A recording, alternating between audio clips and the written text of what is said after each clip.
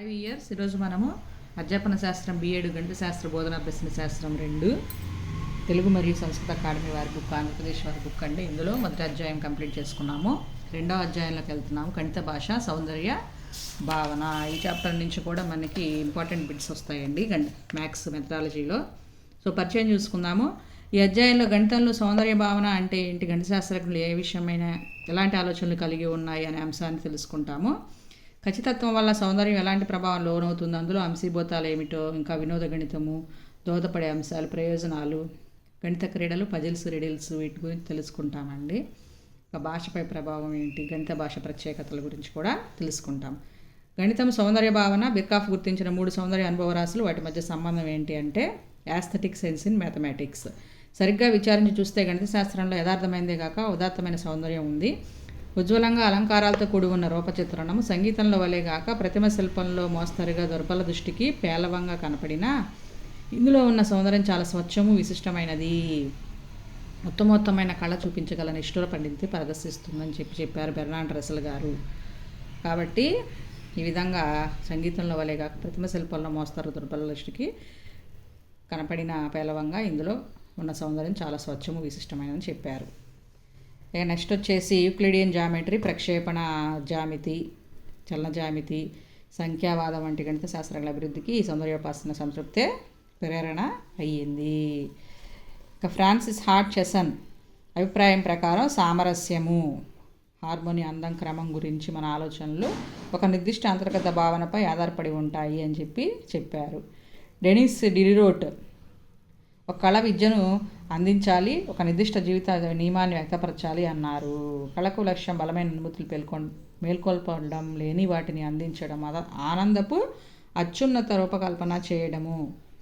కళ ఉద్దేశము సత్యాన్ని వెల్లడించడము, నిజానికి అందాన్ని వర్ణించడము. సత్యాన్ని కనుక్కోవడం ద్వారా కళ ఆనందాన్ని ఇస్తుంది, బోధించగలదు, మనలను విద్యావంతులను చేస్తుంది. కళను ఆస్వాదిస్తూ వ్యక్తి ఒక ఆటలో భాగస్వామిగా మారుతాడు అని చెప్పారు. ప్రేరణ కోసం కళాత్మక అంతర్దృష్టి అనేది ప్రధానమైన అంశం. సౌందర్య భావాన్ని ఒక సౌందర్య వస్తువు అవగాహన అనుభవంతో అనుసంధానం చేయబడిన వ్యక్తి సామర్థ్యం, భావోద్వేగ ప్రతిస్పందనగా చూడవచ్చు. ఇక నెక్స్ట్ ఇట్లా శాస్త్రవేత్తలు వరుసగా చెప్పుకుంటూ వచ్చారండి. హ్యూమీ భావన ప్రకారం పని యొక్క అందం దానిలోనే కాదు, గ్రహించేవారి అనుభూతి, అభిరుచిలో కూడా ఉంది. ఒక వ్యక్తి అనుభూతిని కోల్పోతే అతను ఎంతగా చదువుతున్నప్పటికీ అందాన్ని గ్రహించలేడు. ఆల్బెర్టి అనే విద్యావేత్త సౌందర్యం సామరస్యంలో ఉంటుందని దాని నిర్మాణ అంశాలుగా సంఖ్యా పరిమిత నిర్మాణ స్థానాలను పేర్కొన్నాడు. థామస్ అక్వినాస్ సమగ్రత, పరిపూర్ణత, సరైన నిష్పత్తి, స్పష్టత అనే షరతుల అందం రూపాన్ని ఆనందకరంగా మార్చడానికి ఉపయోగపడతాయి అన్నాడు. ప్రతి బిట్టు వస్తుంది చూడండి, ప్రతి లైన్ నుంచి ఒక బిట్ వస్తుంది. ఇవన్నీ డెఫినేషన్లు, వాళ్ళు చెప్పిన శాస్త్రవేత్తలు చెప్పిన డెఫినేషన్లు చూసి గుర్తుపెట్టుకోవాలండి. ఏది అన్ఇంపార్టెంట్ కాదు. ఈ చాప్టర్ కూడా ప్రతి లైన్ ఇంపార్టెంటే. అయితే ప్రస్తావించిన విషయానికి గణితానికి సంబంధం ఏమిటి అని ప్రశ్న వేసుకుంటే, గణితం అనేది ఒక శాస్త్రమే కాదు, ఒక కళ కూడా అని గుర్తుపెట్టుకోవాలి. ఇతర కళల వల్ల ఇది అందాన్ని, ఆనందాన్ని ఇస్తుంది. నిజానికి ఇది ఆనందమే, ఇది దాని అందమే దాని ఆనందం అవుతుంది. ఒక కళ, ఉదాహరణకు చిత్రకళలో ఒక సాధారణ వ్యక్తికి ముందు కనపడేవి తెలిసిన దృశ్యాలు లేక ఊహించదగినవి, ఆకట్టుకునే వివిధ రంగులు. కేవలం ఈ లక్షణాలు చిత్రకళను గొప్పదిగా చూడలేవు. పదార్థంలో పుట్టదు సౌందర్యం అనేది, సాపేక్ష పదార్థం ప్రభావం దీని మీద ఉంటుంది. ఖచ్చితమైన అనుకరణలో అందం ఉంటుంది. క్రియేటివిటీ ఆధారంగా చిత్రలేఖకు అభిరుచి, ప్రావీణ్యతే కాక చూసేవారి అభిరుచి వ్యక్తమవుతాయి. యథార్థమైన దాని విలువను అర్థం చేసుకొని ఆ కళను అభినందించడానికి చాలా పరిజ్ఞానం అవసరము. గణితానికి అదే వర్తిస్తుంది.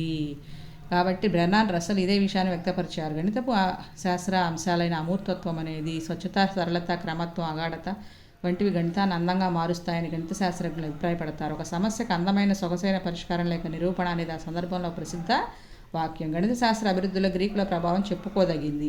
ఆ ప్రయత్నంలో సునిశ్చితత్వం, పరిశుభ్రం, ఒప్పుకోదగిన సౌందర్య ఉపనిషత్తులు వారి సౌందర్య ఆరాధన శక్తిని తృప్తిపరిచాయని పరిశీలకుల అభిప్రాయం. గణిత సమస్యలను పరిష్కరించే వ్యక్తి జీవిత సమస్యలను కూడా చిక్కుముడులను సులువుగా పరిష్కరిస్తాడు. ఇవన్నీ గణిత శాస్త్రం యొక్క నిత్య జీవితంలో ఉపయోగాలు, ఇతర శాస్త్రాల్లో దాని అనువర్తనాల్లో కనపడతాయని చెప్పుకొచ్చారండి.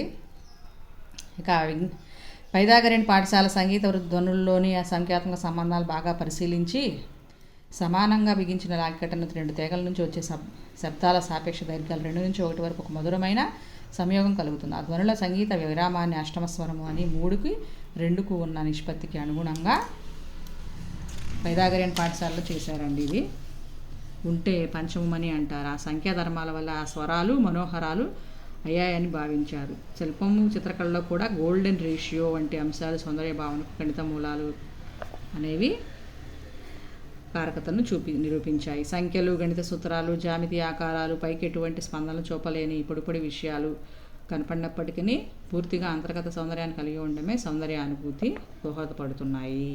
నెక్స్ట్ వీడియోలో కంటిన్యూ చేస్తానండి. Thank you.